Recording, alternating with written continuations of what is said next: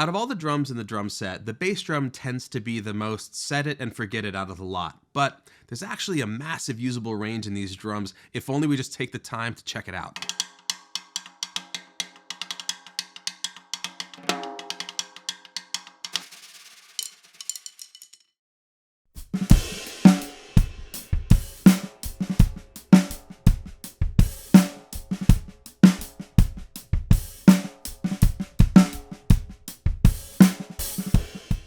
Bass drums come in all shapes and sizes, and today we're going to use the House Pearl Masters 22 because for me, a 22 is actually the size of drum that I am most likely to think of as only having one usable sound. This is because it's grown up with us in popular music, doing pop music, doing a punchy, low sound that goes to recording nicely, cuts through a band nicely, but surely there's more to this drum than just that. Whether you play a 22 or an 18 or whatever size you might even have this exact same drum at home, we recommend that you take whatever instrument you have through this full tuning range, starting in the same place that we are, which is Fingertight. Without further ado, I've talked enough. Let's hear how this drum sounds right now.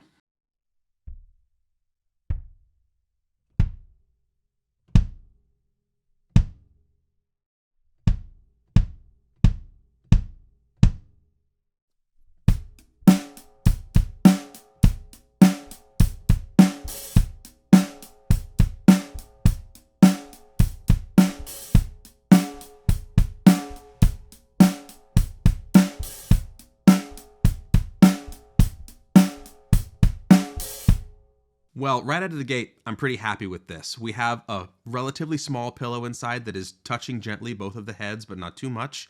And this is, again, finger tight, basically as tight as I can get the tension rods with my fingers, but no drum key at all, not evened out, nothing like that.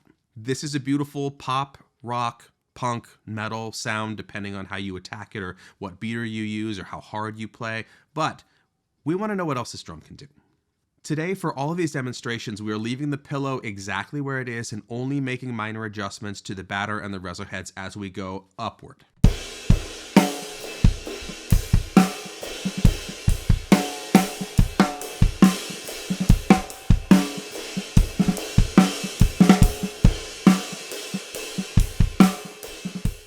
Next stop, we're going to call this next one medium low. Let's hear it.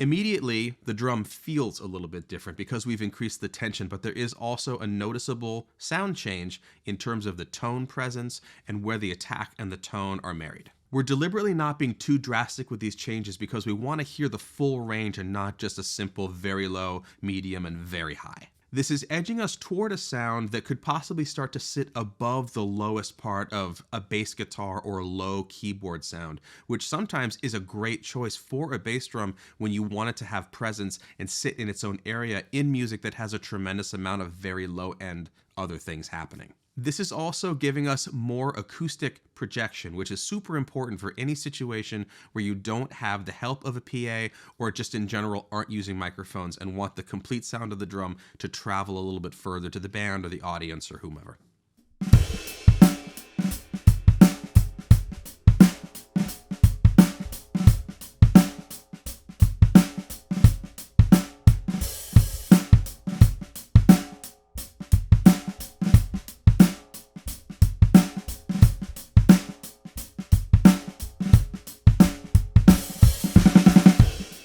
Let's give it another turn and move to our medium tuning.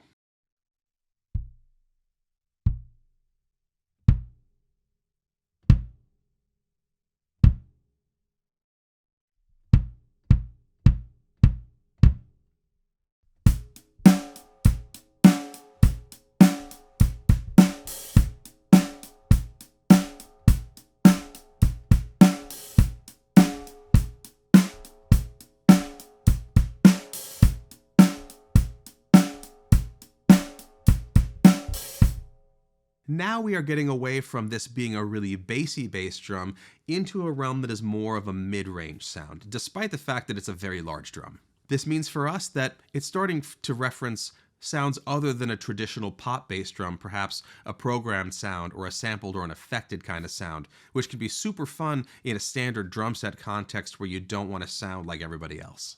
This is also a very punchy feeling sound because the actual tactile feeling of the beater hitting the head feels sharp to my foot, which is super fun for busying up the pattern a little bit or just wanting it to marry well with a 4 on the floor kind of thing. An added benefit of adding tension, particularly to the batter head, is that, same as every other drum, it's going to increase the lifespan of that head at the beater contact point, because when we have little to no tension on there, all of that energy is getting transferred to the film itself and not necessarily getting turned into acoustic sound, because there's not enough tension for the thing to vibrate.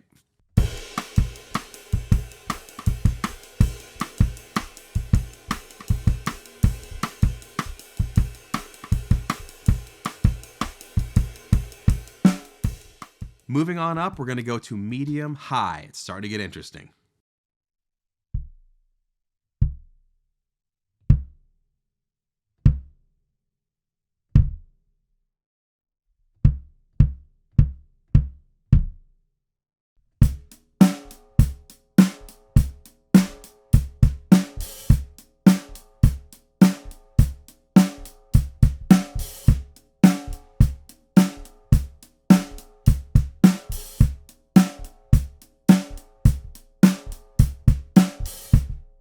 This is a sound that I'm starting to feel like lives in very special occasion territory, or maybe if I was imagining putting effects on the drums, because it's starting to take up very little beefy acoustic space in the low end, where if I was reinforcing it with effects or post-production, it could actually be a super cool thing.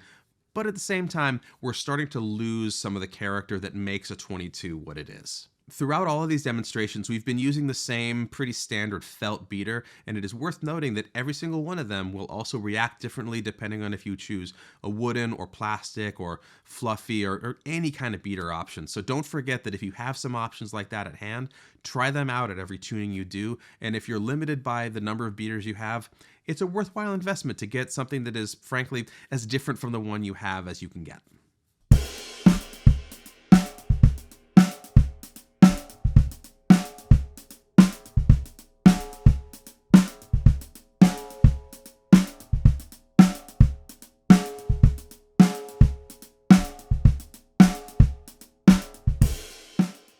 Finally, we're going to tune this thing basically as high as we're comfortable tuning it.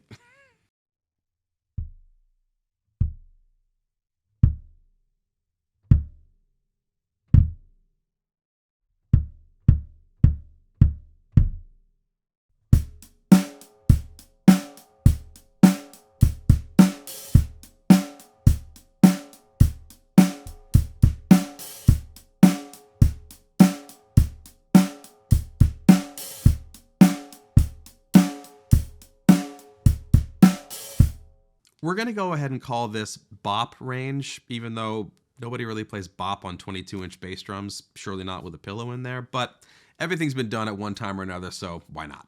This is the most immediate, short, and also very high sound that we've ever gotten out of this drum, and it's fair to say that it's kind of shocking that it's capable of it, especially with a pillow inside and with a vented front head. It's still giving us this short, high, out of the way of the low end kind of character, which, if you're limited by the amount of drums you have, speaks to the possibilities of whatever size drum you have to get out of the expected range and do another thing if you find yourself wanting to.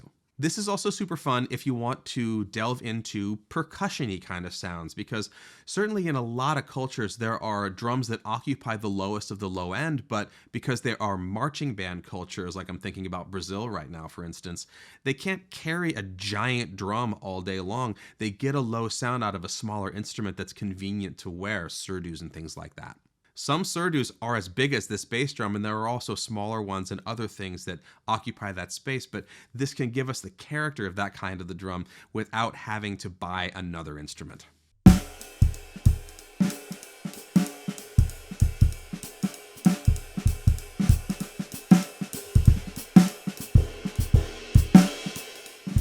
Now let's do a back-to-back comparison, first in our standard fashion, and then a back-to-back just utilizing the close kick mic.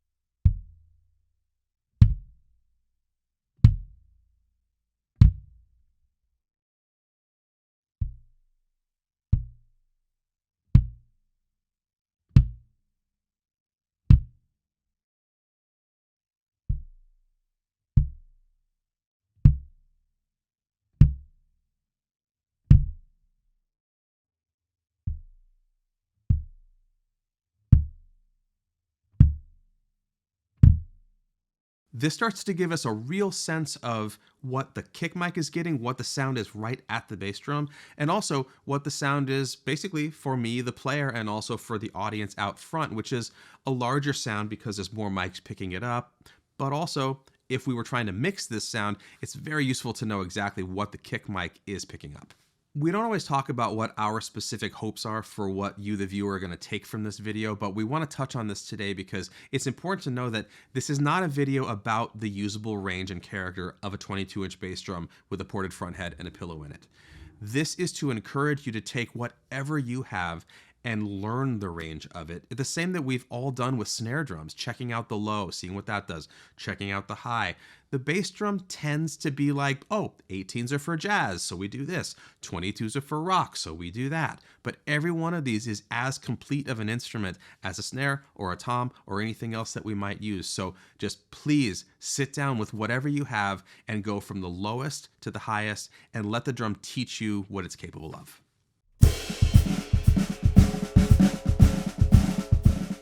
Lastly, don't forget that normally when you hear bass drum sounds, you're hearing them in the context of music, and here you're hearing them isolated under a microscope. Everything that we did today has its place in some kind of music, and every sound you get out of your bass drum is going to have a place for it as well. So dive in, try it out, and just see what your drum's capable of.